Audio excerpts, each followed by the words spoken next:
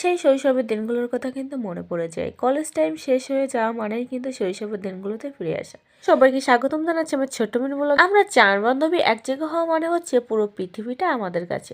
ঈশ্বরের কাছে বারবার প্রার্থনা করি যেন আমাদের এই বন্ধুত্বটাকে কখনো ফাটল না ধরে। তো এই যে কলেজ টাইম শেষ করে সবাই মিলে কিন্তু এই যে বের হয়ে গিয়েছি, আর আমরা 4 জন যেখানে থাকি সেইখানে তো কোনো কিছুর একদম কমতি থাকে না। তো এই যে ক্লাস টাইম শেষ হওয়ার পরেই সঙ্গে সঙ্গে বেরিয়ে পড়েছি মামার হাতের স্পেশাল ঝালমুড়ি খাওয়ার জন্য। তো মামাকে ঝালমুড়ি বানাতে বলে আমরা কিন্তু দাঁড়িয়ে আছি, আর মামা এত যত্ন সহকারে ঝালমুড়ি তৈরি করতেছে, মানে তার কাস্টমারে পুরো চারিপাশটা ভরে গিয়েছে। মামা এতটাই ফেমাস, আর আসলে কিন্তু মামার হাতের ঝালমুড়িটা বেশি ভালো লাগে। তো এই যে মামা দেখুন একদম গায়ে সমস্ত জোর দিয়ে কিন্তু একদম ঝালমুড়িটাকে সুন্দরভাবে মেখে নিচ্ছে।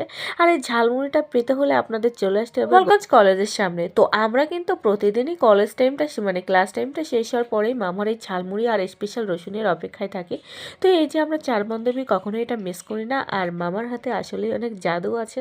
তো এই যে বান্ধবী কিন্তু 500 টাকার নোট খুচরা করে আমাদের ঝালমুড়ি খাওয়াচ্ছে, এটা মনে করবেন না, যার যার টাকাই খাওয়া।